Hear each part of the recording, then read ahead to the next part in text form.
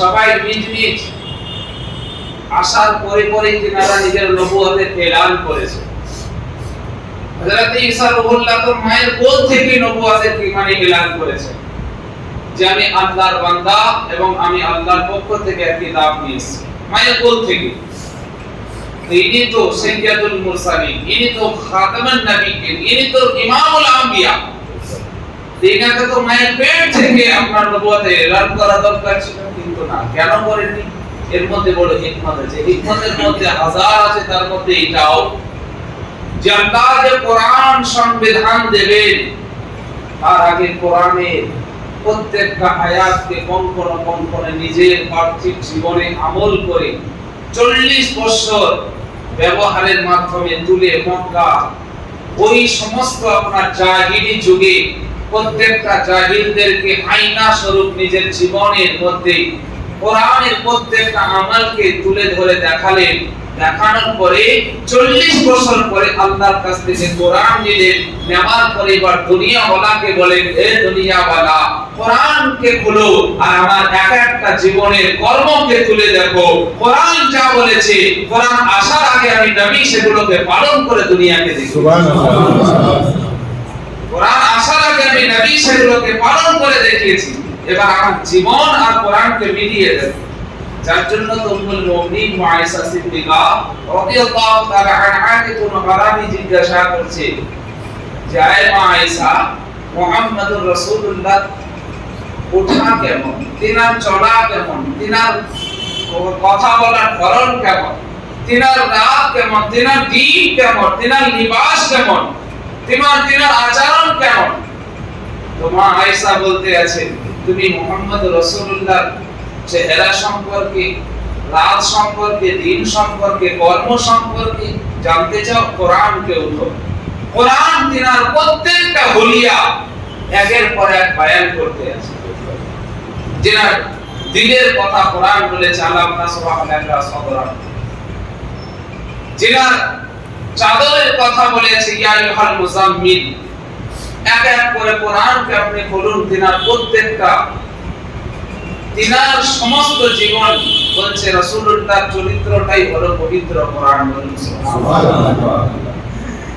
যারা মুসলমান, তো আমরা সেই কোরআন ও হাদিস থেকে অনেক দূরে এসে আপনি আমি কোরআন ও হাদিসের যে পথ, সেই পথকে আমরা হারিয়ে ফেলেছি। আর আমরা নিজেদের মত আর পথকে বানিয়ে আমরা একটা ইসলাম তৈরি করেছি, আর সেই পথে আমরা চলছি, যার জন্য আমরা বিভিন্ন সমস্যার সম্মুখীন হচ্ছি। মহান আল্লাহ সুবহানাহু ওয়া তাআলা পিয়ারা হাবিব বলতে আছেন, তিনার ফরমান হলো যে দিনের দিক দিয়ে তুমি তোমার উপরের দিকে দেখবে। যে তুমি যদি জুমা পড়ো তো 5 ওয়াক্তের নামাজীকে দেখবে যে আমি জুমা পড়ছি আর ও 5 ওয়াক্তের নামাজ পড়ছে, তো ও মানুষ, আমিও মানুষ, তাহলে আমি কেন পড়তে পারবো? তুমি যদি 5 ওয়াক্তের নামাজি হও আর কেউ যদি তাহাজ্জুদ পড়ে, তো তুমি যে তাহাজ্জুদ পড়ে না ওয়ালাকে দেখে তুমি চেষ্টা করো যে আমি 5 ওয়াক্তের পড়ছি আর ও তাহাজ্জুদ পড়ছে, তাহলে ও যদি পড়তে পারে আমি কেন পড়তে পারবো? আর দুনিয়ার দিক দিয়ে তুমি তোমার নিচের দিকে দেখো। দুনিয়ার দিক যে তুমি মোটরসাইকেলে যাচ্ছ, 4 চাকাওয়ালাকে দেখো না, বরঞ্চ সাইকেলওয়ালাকে দেখো। যে আল্লাহ তোমার লাখ শুকরিয়া যে একজন সাইকেল চালাচ্ছে তার থেকে তো আমি বেটার আছি, যে আল্লাহ আমাকে মোটরসাইকেল কেনার ক্ষমতা দিয়েছে। আর যখনই তুমি মোটরসাইকেলে যেতে যেতে 4 চাকাওয়ালাকে দেখবে, তখন তোমাকে হারামের পথে ছুটতে হবে। তো আজ আপনি আমি কি করি? দিনের দিক দিয়ে আমরা নিচের দিকে দেখি, আর দুনিয়ার দিক দিয়ে আমরা উপরের দিক দিয়ে দেখি। যে আমার 1 তলা আছে, ওর 2 তলা হয়েছে, তো আমি 3 তলা কবে বানাবো? আর দিনের দিক দিয়ে ও তাহাজ্জুদ পড়ছে, ও নামাজ পড়ছে, ও নেকি পাবে, আমার দরকার নেই, কারণ খৌফে খোদাই তো নাই। এই জন্য কোরআন বলছে, কাদ আফলাহা মান দাক্কাহা ওয়া কাদ খাবা মান দাসাহা। যে নিজের নফসকে, যে নিজের আত্মাকে পাক ও পবিত্র করলো, সে কামিয়াব হলো। আর যে নিজের নফস আর নিজের আত্মাকে যে পাক ও পবিত্র করতে পারলো না, ও বরবাদ আর ধ্বংস হয়ে গেল। যার জন্য মহান আল্লাহ সুবহানাহু ওয়া তাআলা আপনার আমার প্রতি কত বড় দয়া করেছেন, কত বড় দয়া, যে আপনি আমি যখন দুনিয়াতে আসি, আসার আগে এই দুনিয়াতে আরাফার ময়দানে হযরতে মা হাওয়া আর হযরতে বাবা আদমের সঙ্গে যখন মিলন হয়েছিল, 350 या 300 বছর কান্নাকাটি করার পরে তিনারা যখন এক অপরকে খুঁজে পেয়েছিলেন আরাফার ময়দানে, তো সেই দিন মহান আল্লাহ পাক ওই দিন থেকে নিয়ে কিয়ামত ধ্বংস হওয়ার আগে পর্যন্ত যত মানব দুনিয়াতে আসবে সবার রূহকে হযরতে আদমের কুশ থেকে বের করে আরাফার ময়দানে জমা করেছে। আর সেই রূহ আত্মার আকৃতি কেমন ছিল? ছোট ছোট পিঁপড়ার মতো। সেখানে আপনি আমি সবাই ছিলাম, বা আমাদের পরে যারা আসবে তাদেরও রূহ ওই জায়গাতে ছিল। মহান আল্লাহ আপনার আমার সবার কাছ থেকে অঙ্গীকার স্বীকারোক্তি করিয়ে দিয়েছিলেন, আলাস্তু বিরাব্বিকুম, আমি কি তোমাদের মাবুদ খোদা? প্রতিপালক না। বড় লম্বা ঘটনা, আমি শর্ট করে আপনাকে বলছি। অর্থাৎ আল্লাহ আপনাকে আমাকে দিয়ে অঙ্গীকার ওয়াদা করিয়ে নিয়েছিলেন যে হে বান্দা, তুমি দুনিয়াতে গিয়ে কি করবে, তো আপনি আমি আল্লাহর সঙ্গে ওয়াদা করেছিলাম যে আল্লাহ, দুনিয়াতে তো আমরা কেউ কাউকে চিনবো না, কেউ কাউকে জানবো না, তো আল্লাহ সর্বদাই শুধু তোমারই ইবাদত করব। আল্লাহ দুনিয়াতে তোমারই ইবাদত করব, তুমি ছাড়া আর কে আছে? ওখানে তো কাউকে চিনবো না। মহান আল্লাহ বলেছেন, বান্দা ওয়াদা করছো? বলে হ্যাঁ আল্লাহ ওয়াদা করছি। সবাই আপনি আমি সবাই ওয়াদা করেছি। আল্লাহ পাক বলেন, বান্দা 24 ঘন্টা তোমাকে আমাকে রাখতে হবে না, কারণ আমি দুনিয়াকে এমন একটা মুখরোচক, এমন একটা মনোভগ্ন তৈরি করব, যখন যাওয়ার পরে পরে তুমি আমার কথা একেবারেই ভুলে যাবে। তো আমি তারই মধ্যে কিছু টাইম, কিছু সময় দেব, সেই সময়ই তুমি যদি আমাকে ডাকো, তো আমি আল্লাহ তোমার 24 ঘন্টা তোমাকে মাফ করব। তো আপনি আমি দুনিয়াতে এসেছি, আসার পরে আমরা ভুলে গেছি। তো ওই ওয়াদাটাকে ফলো মানে স্মরণ করিয়ে দেওয়ার জন্য আল্লাহ কত মেহেরবান, আল্লাহ কত দয়াবান, যুগে যুগে নবী পাঠাচ্ছেন, যুগে যুগে ওয়ালিকে পাঠালেন, যুগে যুগে আপনার মুজাদ্দিদ পাঠাচ্ছেন, তাতেও আল্লাহ শান্ত না। আল্লাহ পাক এই কথাটাকে স্মরণ করিয়ে দেওয়ার জন্য আপনার আমার পরে পরে হাফিজে কোরআন, আলিমে দ্বীন, মুফতিয়ে দ্বীন, মুফাসসির, মুহাক্কিককে আপনার তৈরি করছে আপনার আমার মধ্যে।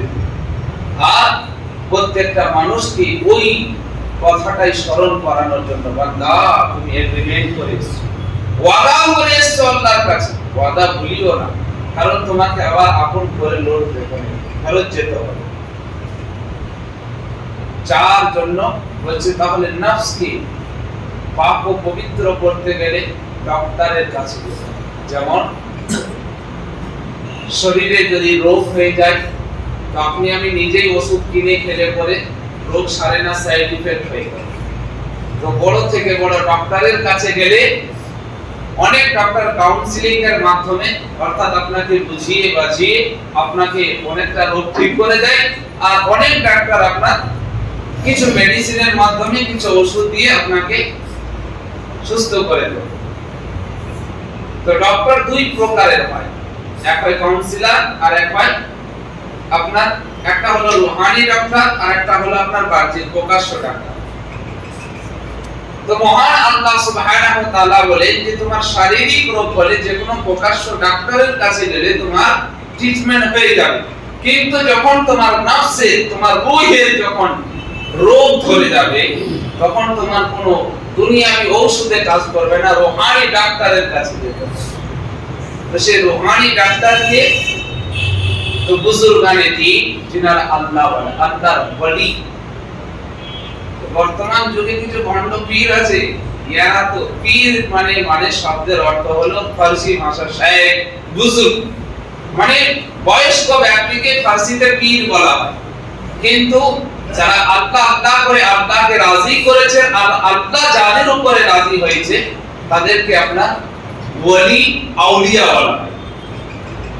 তো যিনি আল্লাহর ওলি হবে তিনি লুটনে वाला হবে না, বরঞ্চ লুটানে वाला হবে। আর যে লুটবে সে কখনো আল্লাহর ওলি না।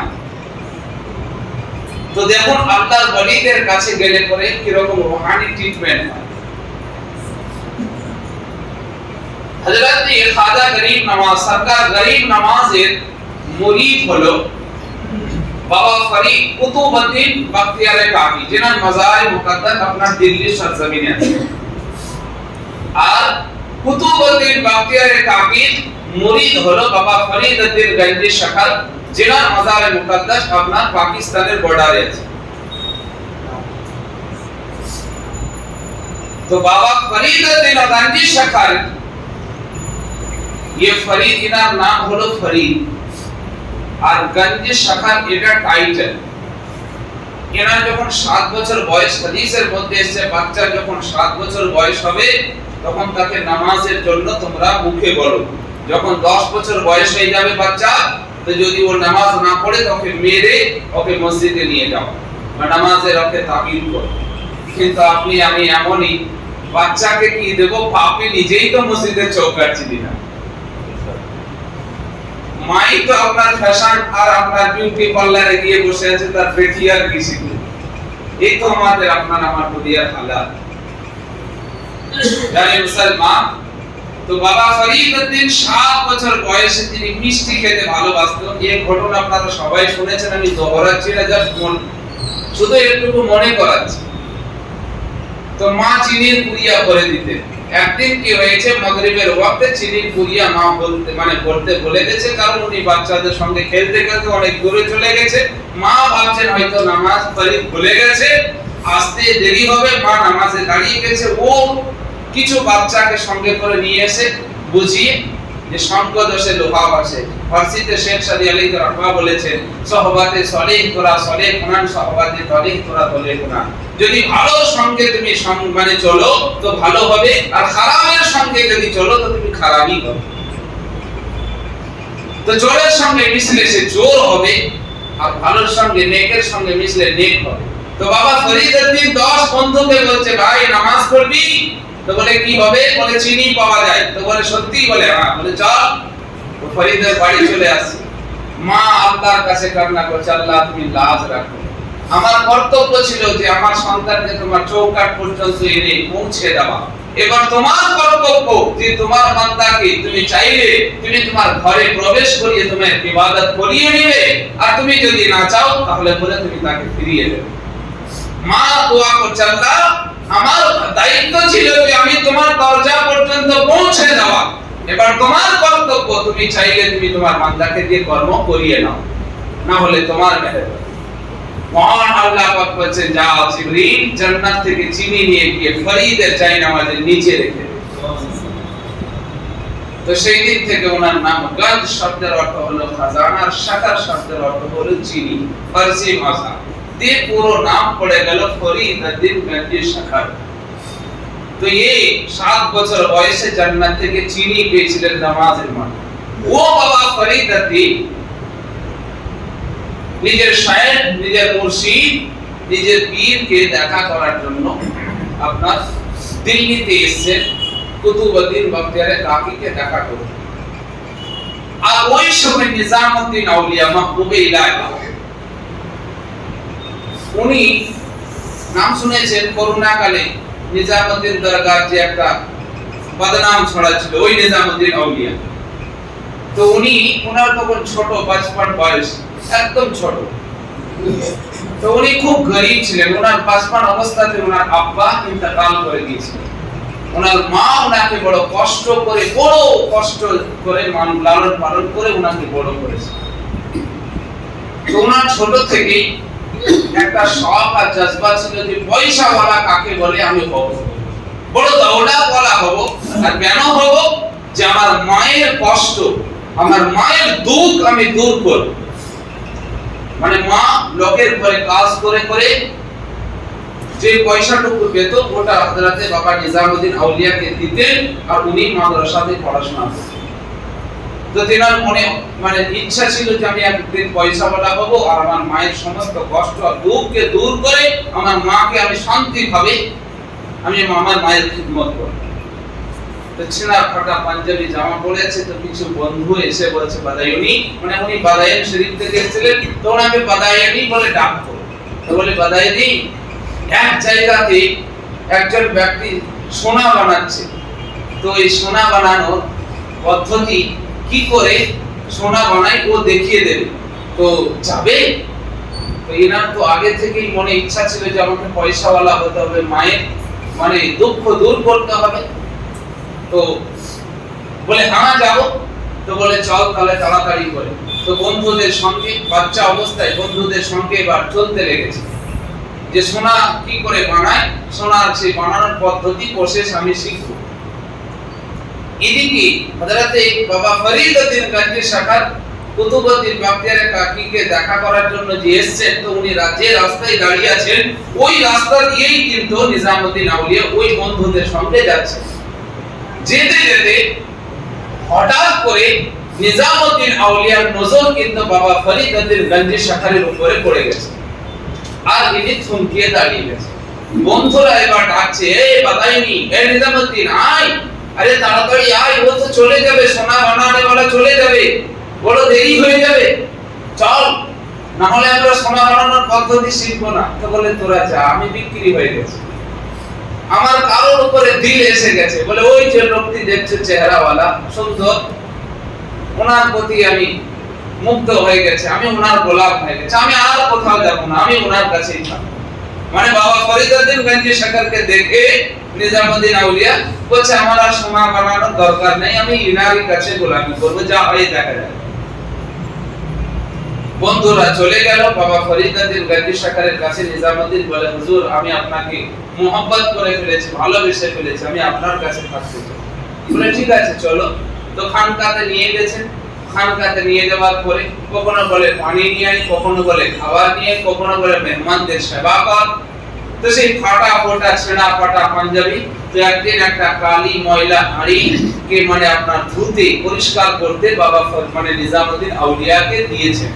তো উনি সেই ফাটা ফোটা ছেঁড়া ফাটা জামা পরে সেই কালি ময়লা হাঁড়িকে যখন পরিষ্কার করছে, তো সেই ওই বন্ধু যারা সোনা বানাতে নিয়ে যাচ্ছিল তারা কিন্তু দামি দামি পোশাক, দামি দামি খাবারকে নিয়ে দুই হাতে করে চলে আসছে। দেখছেন যে এদিকে নিজামউদ্দিন আউলিয়া আপনার সেই কালি ময়লা হাঁড়ি পরিষ্কার করছে। তো নিজামউদ্দিনকে বলছে বাদায়ুনি, দেখ তোর লাইফ আর দেখ আমাদের লাইফ, কাজ সেই দিন যদি আমাদের সঙ্গে তুমি যেতে, তাহলে আজ দেখো আমরা কত দামি পোশাক পরে আছি আর কত দামি দামি খাবার, আর তোমার হালাত দেখো, তুমি সেই লাইফ, সেই ছেঁড়া ফাটা জামা, তার থেকে আরো ভয়ঙ্কর হয়ে গেছে। বলে চলে গেল। মানুষের মন তো বাচ্চারই তো মন, কিছুক্ষণের জন্য মনে দুঃখিত হয়ে গেল, তাই তো কোন লাইফে পড়ে গেলাম, আরে যা ছিলাম তার থেকে তো আরো নিচে যাচ্ছি, কোনো উন্নতি নাই। আর আমার বন্ধুরা কত আজ দৌলতওয়ালা হয়ে গেছে, কত পয়সার মালিক হয়ে গেছে। তো পীর যে হবে সে রাউসান জমির হবে, আর তার তাকে এতটা পাওয়ার দেয় যে তার চাহনেওয়ালার দিনের মধ্যে কি চলছে সেটাকে ক্ষমতা রাখে বোঝা। তো ওদিকে বাবা ফরিদউদ্দিন গঞ্জি শাখার রুমের মধ্যে আছে। তো উনি রুম থেকে ইনি বলছেন, কোন জায়গায় এসে পৌঁছে গেলাম, সেই দিন যদি আমি চলে যেতাম বন্ধুদের সঙ্গে, তাহলে পরে আজ আমি সোনা বানানোর পদ্ধতি জেনে গেলে আজ আমি কত বড় মালদার হয়ে যেতাম। তো ওদিকে বাবা ফরিদ ডাক দিচ্ছে বাদায়ুনি, বলে জি হুজুর। বলে मुझे इस्तिंजा करना है, जाओ मिट्टी का ढेर लेके आओ। বলে আমাকে পেশাব করার পরে পেশাব পরিষ্কার করার জন্য মাটির দরকার, তো মাটি নিয়ে এসো। তো বলে জি হুজুর। তো এবার দিল্লির গলিতে যাচ্ছে, তো যখন এই মাটি ঢালাতে আপনার হাত দিচ্ছেন, তো ওই ঢালাটা সোনাতে পরিণত হবে। আবার ওই ঢালাকে বাদ দিয়ে দ্বিতীয় ঢালাতে হাত দিচ্ছে তো ওটাও সোনা হয়ে যাচ্ছে, তৃতীয় ঢালাতে মানে হাত দিচ্ছে ওটাও সোনা হয়ে যাচ্ছে। তো ভিতর থেকে বাবা ফরিদ মানে ডাক দিচ্ছে, এ বাদাইনি কাহা হ্যাঁ ঢের লেকে আও না, কোথায় আছো, নিয়ে এসো মাটি। ছুটে গেছে, মাথাকে নত করে বলছে, হুজুর ঢেলা পেলাম না। হ্যাঁ কি কথা বলছো, দিল্লির গলিতে মাটি ঢেলা নেই? বলছে হুজুর ঢেলা তো আছে, কিন্তু যে ঢেলাতে আমি হাত দিচ্ছি ওটাই সোনাতে পরিণত হয়েছে। বলে আরে বেটা উसी को लेके आओ, ওই সোনার ঢেলাকেই নিয়ে এসো, ওখানে আমি পেশাব করব। তো ইনি জাহিল তো ছিলেন না, মাদ্রাসায় পড়ালেখা ছিলেন, ফিকহ মাসলা পড়েছিলেন। তো মাথাকে নত করে বলছে, হুজুর শরীয়তের মাসলা হলো সোনা চাঁদি পিতল তামা লোহা এই সমস্ত ইত্যাদি দ্রব্য দিয়ে পেশাব পায়খানা পরিষ্কার করা জায়েজ নাই। তো বলে সচ বল রহে হো? বলে জি হুজুর সত্যি বলছি, যে সোনা চাঁদি পিতল তামা লোহা এই সমস্ত দিয়ে পেশাব পায়খানা পরিষ্কার করা জায়েজ নাই শরীয়তে, আমি পড়েছি মাসলার কিতাবে ফিকহের কিতাবে। বলে তাই? বলে হ্যাঁ। তা বলে বেটা দুনিয়ার সবথেকে নিকৃষ্ট জঘন্য পেশাব আর পায়খানা, সেই পেশাব আর পায়খানা পরিষ্কার করার যদি সোনার ক্ষমতা না থাকে, দুনিয়ার সবথেকে জঘন্য নিকৃষ্ট পেশাব আর পায়খানা, সেই পায়খানার পেশাব পরিষ্কার করার যোগ্যতা যদি ওই সোনার না হয়, তো তুমি সেই সোনার দিকে দিল লাগিয়েছো? বেটা তুমি নিজের দিলকে সোনা বানাও, যেদিকে তাকাবে সেই দিকে সোনা আর সোনা হবে। সুবহানাল্লাহ। তো এই হলো আল্লাহর ওলিদের হিকমত। বোঝানোর তরিকা দেখলেন, যে তুমি এমন সোনার দিকে দিল লাগিয়ে রেখেছো যে সোনা দুনিয়ার সামান্য যেটা সবথেকে জঘন্য নিকৃষ্ট পেশাব আর পায়খানা, সে পেশাব আর পায়খানাকে পরিষ্কার করার মতো যদি ক্ষমতা না রাখে, ওই রকম সোনার দিকে তুমি এখনো দিল লাগিয়ে রেখেছো। আরে বলতো তোমার পেশাব আর পায়খানা পরিষ্কার করার কাজেও আসবে না, কারণ শরীয়ত ওরও পারমিশন দেয়নি। আর ওই রকম সামান্য নিকৃষ্ট জঘন্য সোনার দিকে তুমি দিল লাগিয়েছো। নিজের দিলকে সোনা বানাও, যেদিকে তাকাবে দৌলতের দৃষ্টি বর্ষণ হবে। কিন্তু সুবহানাল্লাহ, ওই মাহবুবে ইলাহি ওই তখন বলতে আছেন যে বেটা বল, তুই মাহবুব বানতে চাস না মুহিব বানতে চাস? মানে তুই আল্লাহর প্যারা হতে চাস না তুই আল্লাহ তোর প্যারা হতে চাই? বল। তো বলে ঠিক আছে আম্মিকে জিজ্ঞাসা করে আসি। তো রাস্তায় চলে যাচ্ছে যে পাগল মাসুদ দিওয়ানা, সে দূর থেকে বলছে, এই বাতাইওনি মাহবুব হতে চাও না মুহিব হতে চাও? বলে আপনি কি করে জানলেন? তো বলে মাকে যাও জিজ্ঞাসা করে এসো, মা যদি বলতে না পারে তো কাল এই জায়গাতে এসে আমাকে বলবে, আমি তোমাকে উত্তর দিয়ে দেব। বাড়িতে চলে যাচ্ছে, মাকে গিয়ে বলছে, মা আমার পীর ও মুর্শিদ বলেছে মাহবুব হতে চাও না মুহিব হতে চাও? কিন্তু মা বড় আশ্চর্য, রাস্তাতে এক পাগল এক দিওয়ানার সঙ্গে দেখা হলো। সেই দিওয়ানা বলছে যে বাতাইনি মাহবুব হতে চাও না মুহিব হতে চাও? তো আমি তো বলে তুমি কি বললে বেটা? তো বলে আমি মাকে জিজ্ঞাসা করে আসি। তো বলে উনি কি বললেন? তো উনি বললেন যে তোমার মাকে জিজ্ঞাসা করো, তোমার মা যদি উত্তর না দিতে পারে তো কাল এই জায়গাতে আসবে, আমি তোমাকে বলে দেব। তো আল্লাহু আকবার, ওই রকম আল্লাহ ওয়ালাদের মাও তো সেরকম আল্লাহ ওয়ালি ছিলেন। তো উনি তখন বলছে বেটা আমার কাছে না, ওই পাগলের কাছেই জেনে নাও যে মাহবুব হওয়াটা ভালো না মুহিব হওয়াটা ভালো। পরের দিন চলে যাচ্ছে, এবার খোঁজাখুঁজি করছে যে এখানে পাগল দেওয়ানা নেই। তো লোকেদেরকে জিজ্ঞাসা করছে, আচ্ছা এখানে যে একজন পাগল দেওয়ানা ছিল সে কই? তা বলে ওই দেখো নর্দমাতে মরে পড়ে আছে। তো তখন হযরত নিজামউদ্দিন আউলিয়া বলছেন যে এই দেওয়ানা, এই পাগল, এই মাজুব, তুমি তোমার সঙ্গে ওয়াদাও করেছিলে যে আগামী কাল যদি তুমি উত্তর না পাও তো আমার কাছে আসবে, আমি তোমাকে উত্তর দিয়ে দেব। তুমি তো আজ মরে নর্দমাতে পড়ে আছো, উত্তর কে দেবে? ওয়াদা যে করেছো ওয়াদা পূরণ করো। ওনার রূহ থেকে আওয়াজ আসছে যে বাতাইনি এ নিজামউদ্দিন, महबूब बनना मुहिब मत बनना, अगर मुहिब बनोगे तो मेरे जैसा हालात होगा, और महबूब बनोगे तो पूरा दुनिया तुम्हें चूमेगा। যদি মেহবুব হয়ে যাও তো পুরো দুনিয়া তোমাকে চুমবে, আর যদি আমার মতো মুহিব হয়ে যাও তো আমার মতো হালাত হবে, মরে নর্দমাতে পড়ে থাকবে, কেউ খবর নেবে বড়াও থাকবে না। তো আমি আল্লাহকে চেয়েছি, বলে দেখো আমার হালাত কি, আমি এখন মরে ড্রেনে পড়ে আছি 10 মিনিট, কেউ আমার খবর পর্যন্ত নেওয়ার নাই। আর তুমি যখন আল্লাহর প্যারা হয়ে যাবে তো পুরো দুনিয়া তোমাকে চুমবে। দেখুন আজ পর্যন্ত নিজামুদ্দিন আউলিয়াকে পুরো দুনিয়া চুমতে আছে, যার জন্য ওনার নাম দিয়েছে মাহবুবে ইলাহি, মানে আল্লাহর প্যারা। প্যারে মুসলমান, তো ये সমস্ত আল্লাহর ওলিরা হন রূহানি ডক্টর।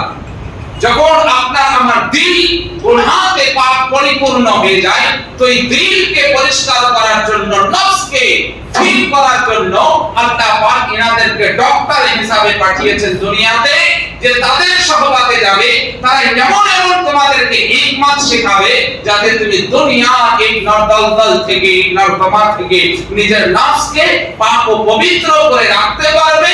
যখন চাইবে দুনিয়াতে দিল লাগাতে পারবে, যখন চাইবে দুনিয়া থেকে দিল উঠিয়ে আল্লাহর দিকে তুমি ফেরত যেতে পারবে। কিন্তু আজ আপনার আমার হালাত তো সেটা নয়। কেউ যদি দিনের কথা বলে তো বোরিং ফিল হয়, আর কেউ যখন দুনিয়াবি কথা বলে তখন বড় মজা হয়। কারণ আমাদের নফসকে আমরা এতটাই মানে শয়তানের প্রতি হাবি করিয়েছি যে আমাদের দুনিয়ার প্রতি তো দিল লাগে, কিন্তু দ্বীনের প্রতি কোনো দিল লাগে না। নাহলে দেখুন না, মসজিদে যখন যাই 5 মিনিটের জায়গায় 10 মিনিট হয়ে গেলে আমাদেরকে যখন খুজরি আর চুলকানি শুরু হয়ে যায়, তাই না? তখন মানে এতটাই মানে অ্যালার্জি, মনে হয় যে একে বিছানির পাতা লেগেছে মানুষ।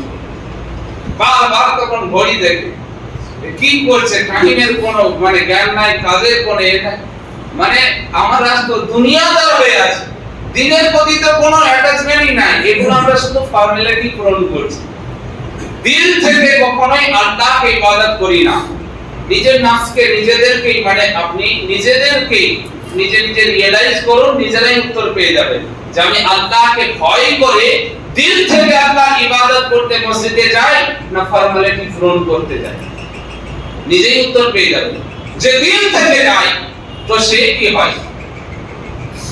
ছোট্ট একটা কথা বলে আমার বক্তব্য বৃদ্ধি করে দিই। একজন ব্যক্তি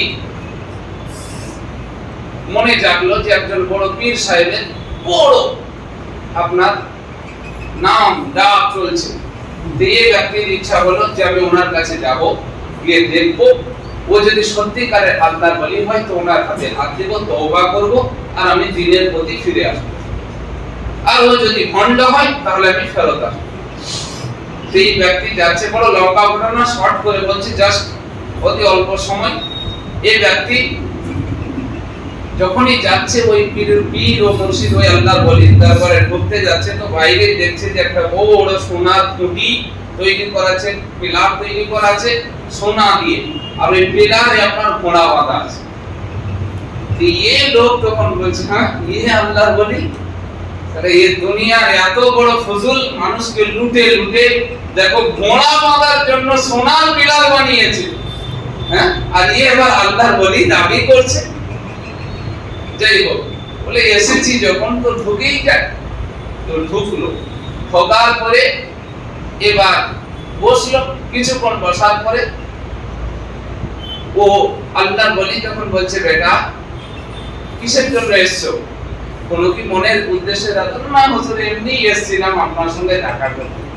তো বলে, বলো বেটা, যদি তোমার কাছে ঠিক আছে এসছো ভালোই, মুলাকাত হলো, তো বলো তোমার মনের কোনো কিছু আশা আছে, শখ আছে? তাহলে বলো। তো বলে, হ্যাঁ হুজুর আমার মনে একটা শখ আছে, আশা আছে। বলে কি? বলে আমার মনে একটা আশা ইচ্ছে আছে যে আমি একবার পায়ে হেঁটে মক্কা মদিনা হজ করতে যাব। তো বলে তাই? বলে জি হুজুর। সঙ্গে সঙ্গে ও আল্লাহর ওলি ওই লোকটার হাতকে ধরে দিলেন, বলে চল, দিয়ে হাঁটতে লাগলেন। হাঁটতে লাগলেন, চলতেই আছেন, হাঁটতে হাঁটতে অনেকটা দূর চলে যাওয়ার পরে ওই লোকটা তখন বলছে, হুজুর একটু দাঁড়াবেন। তো বলে কেন? বলে হুজুর আমি যখন আপনার দরবারে আসছিলাম তো আমার কাছে একটা ছোট ব্যাগ ছিল, আর ওই ব্যাগটা আমি ভুলে আপনার ওই খানকাতে আপনার ওই রুমে ফেলে চলে এসেছি। হুজুর একটু দাঁড়ান, আমি ব্যাগটা নিয়ে আসি। তখনই আল্লাহর ওলি বলছেন, বেটা দুনিয়াদার তুই না দুনিয়াদার আমি? আমার কত বড় সোনার খাম্বাতে ঘোড়া বাঁধা আছে, একবারের জন্য আমার ধ্যান গেল না। আর তোর সামান্য ছোট্ট একটা ব্যাগ, তাতে ক টাকা আছে, আর তোর ওই ব্যাগের দিকে ধ্যান চলে গেল। আর দুনিয়াদার আমাকে বলছে সোনার খুঁটিতে ঘোড়া বাঁধা দেখে। আরে দুনিয়াদার তো দিনদার আমি। দুনিয়া কামানোর জন্য আল্লাহ আমাকে মানুষ বানিয়েছে, কিন্তু সাথে সাথে আল্লাহ আমাকে দিনদার বানিয়েছে। যখন প্রয়োজন হবে দুনিয়া করি, আবার যখন প্রয়োজন হয় দুনিয়াকে লাভ মেরে দিয়ে দিনের দিকে এগিয়ে যায়। এর নাম হলো ইমানদার, এর নাম হলো আল্লাহওয়ালা। বলে না, তুই যখনই বললি যে মক্কা মদিনা যাব পায়ে হেঁটে, একবার আমি ভেবেছি যে আমার সোনার খুঁটিতে ঘোড়া বাঁধা আছে, চোরে নিয়ে যাবে না, লুট হয়ে যাবে না, ধ্বংস হয়ে যাবে না, বরবাদ হয়ে যাবে, কোনো কিছু পরোয়া না করে সব কিছু ছেড়ে দিয়ে আল্লাহর রাহে পড়ে গেছি। আর তো সামান্য একটা ব্যাগ, ক টাকা আছে, সেটাকেই তুই রাস্তাতে মনে করছিস হুজুর আমার ব্যাগ ভুলে চলে এসেছি। আর তুই আমার সঙ্গে কম্পেয়ার করছিস যে এই দুনিয়াদার একজন ভণ্ড।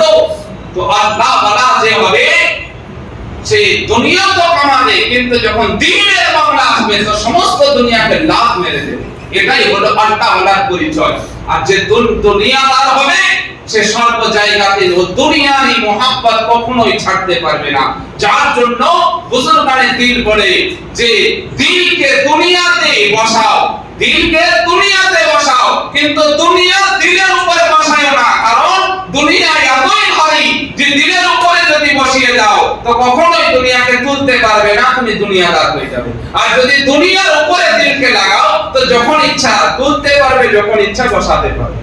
তো আল্লাহর ওলি যারা হয় তারা দিলকে দুনিয়ার উপরে বসায়, দুনিয়াকে দিলের উপরে না। প্যারে মুসলমান, যার জন্য কোরআনে আল্লাহ পাক বলেন কাদ আফলাহা মান যাক্কাহা ওয়া কাদ খাবা মান দাসসাহা, যে ওই ব্যক্তি পাক ও পবিত্র হয়ে গেল, যে নিজের নফস আর নিজের আত্মাকে পাক ও পবিত্র করলো, ও কামিয়াব হলো। এই দুনিয়াতেও সাকসেস হলো, আখিরাতেও সাকসেস হলো। আর যে নিজের নফস আর আত্মাকে গুনাহ থেকে পাক ও পবিত্র করতে পারলো না, ও নিজের দুনিয়াকেও বরবাদ করলো, আখিরাতকেও বরবাদ করলো। আল্লাহ